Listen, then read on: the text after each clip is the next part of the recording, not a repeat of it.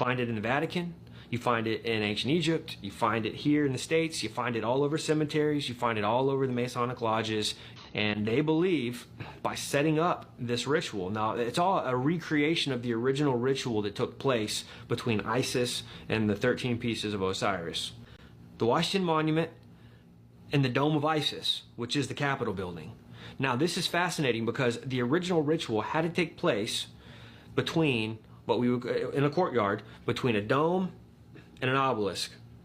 Putting those two together like that creates a power generator, literally a generator for this ritual. But think about this. In ancient Egypt, what had happened was the Pharaoh would go through this ritual, he would enter in a man, and he would exit the ritual a god. That was their belief. And they believed that their Pharaoh was literally the embodiment of Osiris because of that ritual. They were calling him up out of the underworld. Same ritual, basically, that the Freemasons believe that they have maintained the proper language and the ritual to a T from the ancient world. They claim to have this still today. They're right there between the dome and the obelisk, right there in that power generator, and right around the corner at the Herodome, which is what they call the Masonic Mecca of the world, literally.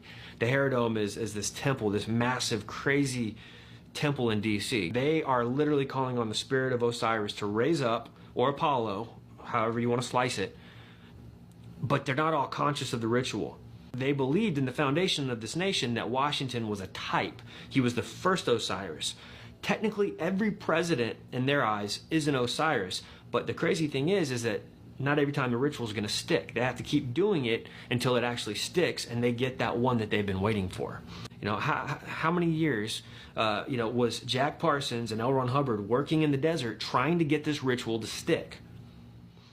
They do this at the inauguration of every U.S. president because they believe there is going to come a time in a president that will be the one in the Capitol building beneath the 72 pentagrams and the apotheosis of George Washington.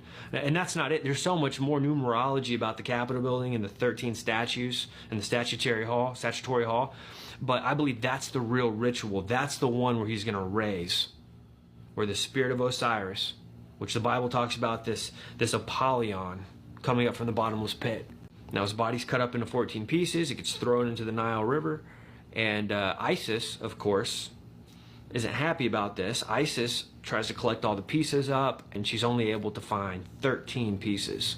So she fashions together those 13 pieces to form a more perfect union, which is the framework of our 13 colonies, a more perfect union, based off of the myth of Osiris. Now that's showing Egyptian magic even in the framework and the fabric of our foundation, right? It's not an accident that they brought together 13 colonies to form a more perfect union. That was all by design. It was all manufactured.